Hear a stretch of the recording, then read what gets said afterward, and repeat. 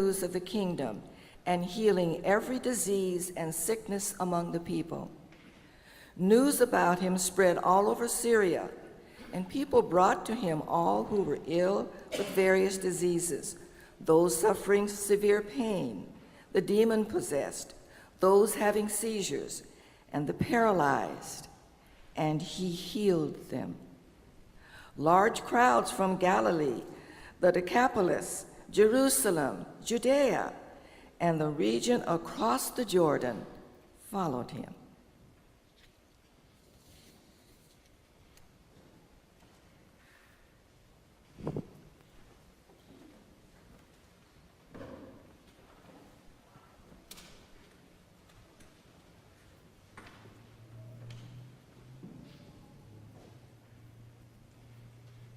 So on Wednesday, I was at the Wayward Cafe, a coffee shop at the corner of 65th and Roosevelt, sharing a few hours with a young atheist. It was a very pleasant conversation. He had been to Green Lake.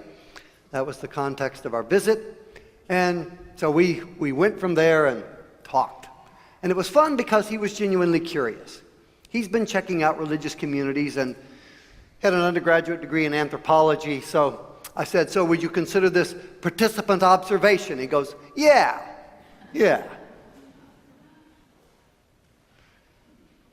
So we talked a bit, and at a couple of points, as we ranged the universe, I mentioned a couple of details of Adventist thinking that are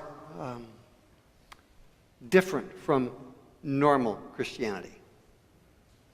And he was immediately intrigued and wanted to read more about Adventist theology, which I was happy to help him with.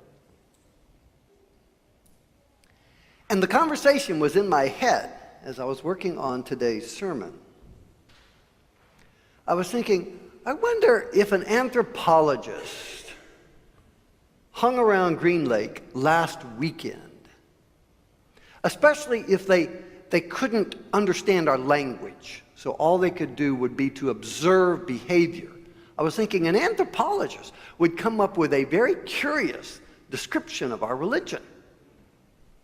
So Sabbath afternoon, as soon as church is out, you see people losing their suits, but not where you can see it happen. They appear in shorts and t-shirts. Then they pile into cars and they drive up to Snoqualmie Pass. They go to exit 54. They get off the freeway. They park their cars and they climb onto bicycles and they start pedaling on the Iron Horse Trail. Okay, so this is a one-off event. People do this. People ride bikes. Though he did notice that apparently, the clergy really get into this. The senior pastor was there. The associate pastor was there. And this ride included teenage young men with all the testosterone that pertains thereto. It included serious bicyclers. But out in front of all of these people is the pastor's wife, pedaling like the Energizer Bunny. So that, this church must be into this. Now, but again, dismiss it. It's a one-off event. Except that the same anthropologist shows up at Snoqualmie Pass at exit 54 on Sunday morning at 7 in the morning. And he sees a bunch of Green Lake church people again. That's a long way from here. What are they doing up there? This time, they're not there to ride bicycles. They're there putting on a race. The organizers of the race, Green Lake members. A bunch of the volunteers that help it happen, Green Lake members. And who's running in the race? Besides 450 other people, the head elder of Green Lake Church and the pastor of Green Lake Church. And about now, this anthropologist is writing in his notes. These people movement must be part of their religion. I mean, he saw them sitting in church, but boy, they didn't. If you look at the number of hours, they sat in church for an hour. They spent, 3 or 4 hours riding their bicycles on Saturday afternoon. They spent 5.5 hours running on Sunday morning. What's up? Is exercise a part of these people's religion? I'm going to say yes. Now, we need to understand that yes can cause some problems. The notion that spiritual life and a concern for physical well-being are integrally linked is very problematic. In the evangelical world, the only thing that really should matter in religion is avoiding hell. You want to get saved, because if you don't get saved, you fry forever and ever and ever and ever. Did I mention forever and ever? So, up against that dire risk, really all else pales. And in that world of Protestant Christianity, they want to make it crystal clear that nothing, absolutely nothing, affects your risk of burning except saying exactly the right words about Jesus. Romans 10. If you believe in your heart and you confess with your mouth that Jesus Christ is Lord, you're good. And so if you see a religion that begins to talk about other things, that religion then would be accused of distorting the gospel. And of course, some of you who've been Adventists for a long time know that some of us who were Adventists, we got so caught up in our health thing that we actually thought you did get to heaven by eating bean sprouts or something. So we're not above criticism. Let's acknowledge that. But I'm going to argue that any form of Christianity that does not actively, deliberately, intentionally, and wisely build a culture that supports physical health, that religion is not fully Christian. You heard in our scripture reading this beautiful summary of the ministry of Jesus. That Jesus went everywhere healing. And then pretty soon people were coming from everywhere to be healed, because central to his mission was a concern for the physical well-being of people. And that theme shows up repeatedly throughout the Gospels. If we are going to follow our Master, it would be wholly inappropriate for us to think that a church formed by Jesus was only about verbal formulas, theological statements. The religion of Jesus cares about human well-being. And part of that has to do with our physical health. This was brought into kind of vivid light for me. I had an email a few weeks ago from some guy that had been reading my blog, which is sermon manuscripts. So he had read the sermon, apparently, that I did back in December. It was about healing, the importance of healing in the life of the church. So he sent me this cryptic email. So I read something about healing. I liked your words. So what can you tell me about healing? And at that point, I'm going, I don't even know what sermon he's talking about. What do I think about healing? I'm for it, okay? Well, he wrote back a little bit more, and we had this interesting exchange. It took me a while. What are you asking me? Please, I don't know who you are. He lives in Zimbabwe. I'm trying to understand the context. What are you asking so I can try to respond? And really, finally it came down to this, that he's wondering about faith healing. He's an evangelist, and he's thinking about putting more time and attention into faith healing. What did I think? Well, in Africa, this is big stuff. You know, the largest church in the world is in Africa. In Nigeria, there's a church that seats 50,000 people. That's pretty big. There are a lot of mega churches in Africa. And one of the things that would characterize many of these ministries would be a strong emphasis on faith healing. So if I was an evangelist in Africa and I'm wanting to draw a crowd of thousands, I might say, hey, maybe this faith healing would be important. If I'm an evangelist in Africa and I care about people, I want people to be well, I'm going, well, maybe this would be a way I could help people.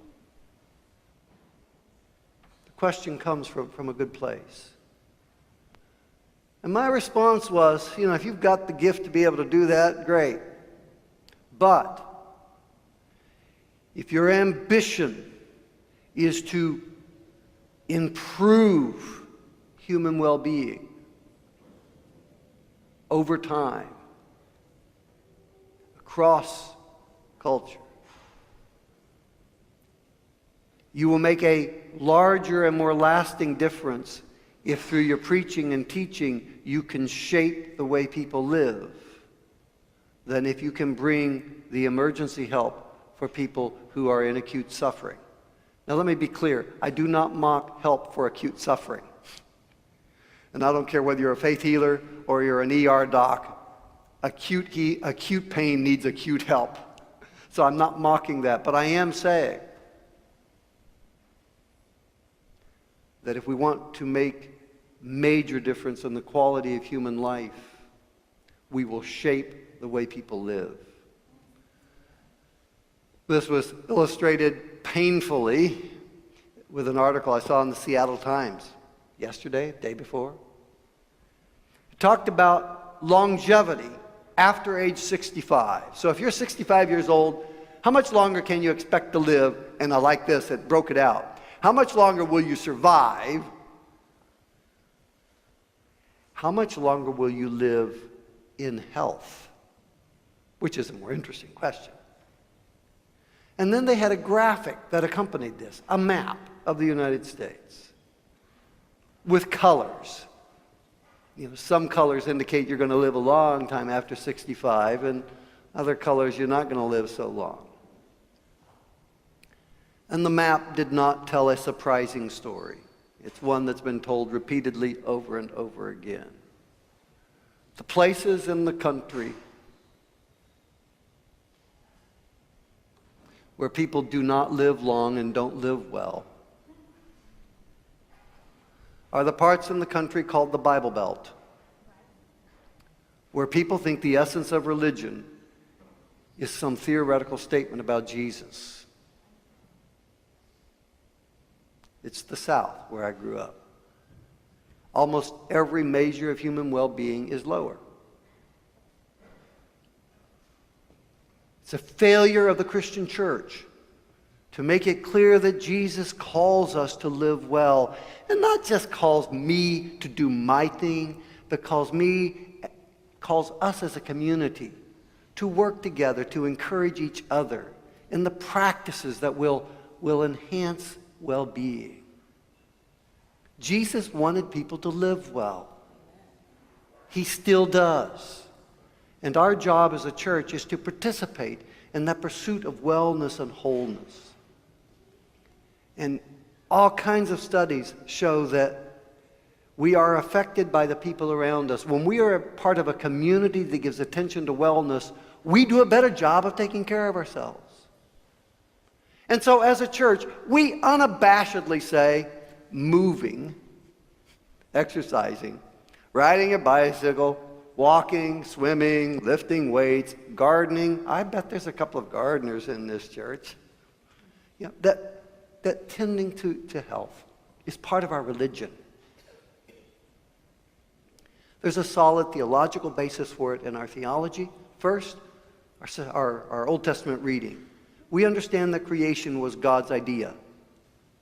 Adventist spirituality is rooted in a profound respect for the human body. Bodies are not accidents that got wrapped around souls. When God dreamed up a human soul, it looked like you, not like a ghost. Secondly, we have the ministry of Jesus. He cared for people, cared for their physical well-being. And third, our vision of the future. Our vision of the future is not that we finally manage to escape the prison of the body to become these celestial ghosts. That's not the Adventist vision of the future. The Adventist vision of the future are glorious bodies, perfect bodies, bodies without pain and sickness, but not bodies.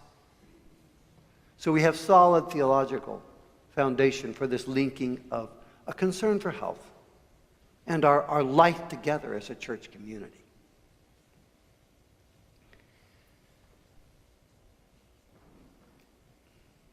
I would like to not bring this up, but I must. It's my responsibility. Yesterday, I threw a book in the garbage. In the recycling bin. Okay. I don't very often do that. The idea of taking a book and giving up on it and putting it that's painful. I mean, when we've tried to reduce the number of books at our house, what I've done, I tell my kids, please go and remove books. Do not do it when I'm home, and don't tell me what you did with them. I wouldn't be, I will stop you. I mean, my daughter recently did this, and they said, oh, you might want to look through the books. So of course I looked through the books and how many left, It's like, what? You're going to get rid of this one and this one? No. Yesterday, or the day, no, it was yesterday, I tossed a book in the recycling bin. And here I want to speak bluntly. I'm hoping for most of you this is completely irrelevant. The reason I threw it in the book, in the recycling bin, it was a book about the importance of physical health in spiritual life. And I threw it in the trash. Why? Because I read in this book, I could feel in this book, the old Adventist notion that every millimeter of distance between the ideal and where I live is the measure of God's condemnation.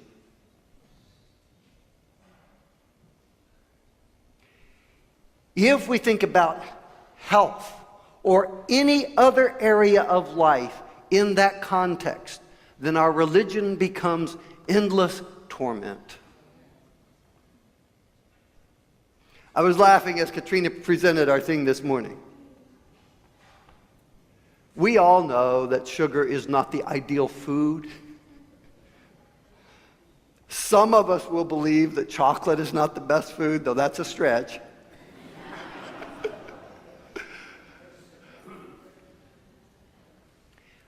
I am delighted to be part of a community that gives attention to details of health.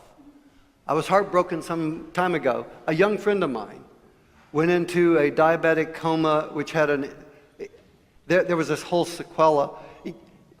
He nearly died, and his life has been irreversibly damaged. He was drinking 2 to 3 quarts of orange juice a day. He was diabetic and didn't know it until, and I'm going, I would hope that as a community we're building among ourselves the awareness that orange juice is not a health food.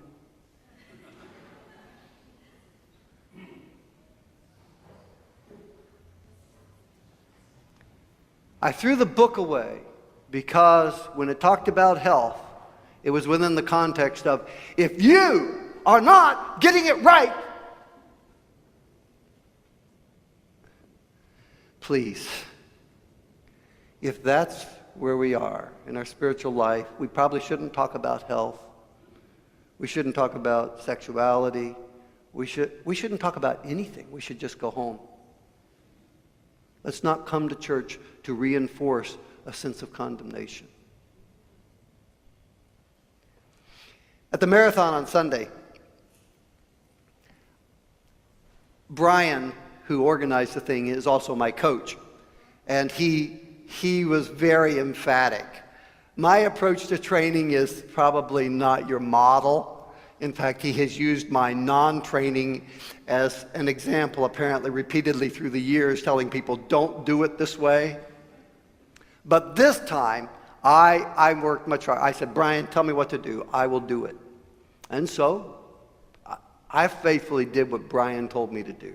You know, run when Brian says run. And then when he says don't run, that was the weirdest thing. He said, no, John, you're running too many miles in here. You got to cut that back. All right, okay. And then the day of the race, I carefully did exactly what Brian told me to do. To start with, I did the early start. The way a lot of marathons are organized, the slow pokes, the turtles, they start them an hour early. You know, so the volunteers don't have to stay all day waiting for you to finish. So I did the early start, and then Brian told me, now, watch your watch, and only run, so many minutes a mile, and if you get ahead, back it off. Walk a little bit out of every mile. Do you know how? So I did it. So you start with, look, on mile 2 or 3 when you're running a marathon, you are so excited, and there's all these people around, and you want to just go. I did that the last time. It doesn't work very well. So I did exactly what Brian told me to do. By like mile 15 or 16, 17, I'm feeling pretty good. And I keep thinking, man, can't I go faster? I mean, I could right then. But I'm remembering Brian's voices in my head. John, this race is downhill. You're going to be excited. Stay on your pace. Yes, sir. I did it. And then around mile 21 or 22, what happens in most marathons, you kind of go, oh, man, what was I thinking? This is going to kill me. Now I'm walking a quarter of every mile. At some point as I was walking, I overheard the EMT on the bicycle talking with somebody else. They had to go help somebody out that had some trouble. Not everybody who starts a marathon finishes, and that's okay. You didn't hear anybody screaming at that person. Instead, a marathon organizer designs his structure to accommodate people who bite off more than they can chew. Failure to reach your time or to complete the course is not great failure. It's a measure of your dreams to do something big, and it's affirmed. So, the last, probably somewhere in the last mile, I had saved enough. So for the last mile, I'm jogging. The last marathon I did years ago, I was crawling. So I'm jogging, at least, I'm not just walking. I mean, I'm picking up my feet a little bit. And I catch up with a woman who is moving along, and I don't know, she immediately starts talking to me. She's complaining about her race. Because she didn't start at 7. She started an hour later than I did. So she had obviously passed me earlier in the day. I have now caught back up with her. And she's complaining because she had this time in her head she was going to do, and she was an experienced marathoner, but, she was now, she had watched her watch. She wasn't going to beat her time. And I said, well, how far off are you? And she said, it's like a minute. She was wanting to beat her time. She was going to be a minute over instead of 2-3 minutes under. And so we walked for a few more minutes, and I said, come on, let's go. You can do it. Come on, let's push.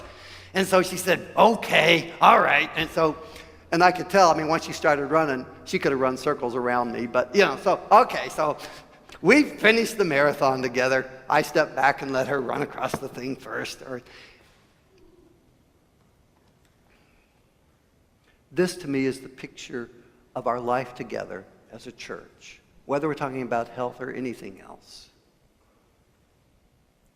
We keep each other company. And we know that what we are aiming at is beyond any of us. Now, the fastest person in this race ran this 26 miles in something like 2 hours and 15 minutes.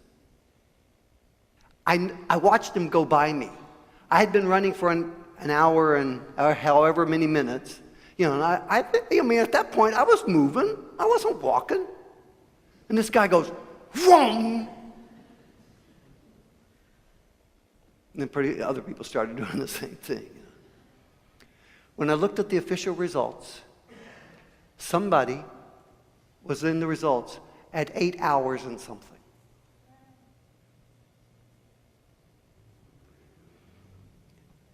But when you watched people at the finish line, it was this big party together. And so as a community, our ambition is holiness. We want to be world-class lovers. We want to be strong and physically fit so that our bodies are available to help other people. But we're running and falling and walking and crawling together. And as we do that, we are in fact living the ideal that Jesus has for his people. And then we become a place that is beckoning and welcoming for the world.